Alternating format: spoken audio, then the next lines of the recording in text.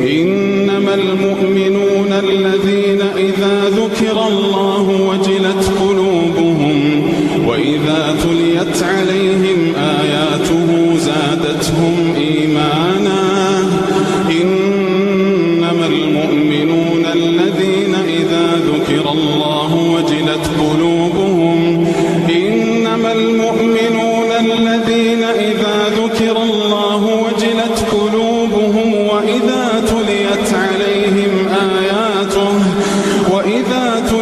عليهم آياته زادتهم إيمانا وعلى ربهم يتوكلون. الذين يقيمون الصلاة ومما رزقناهم ينفقون أولئك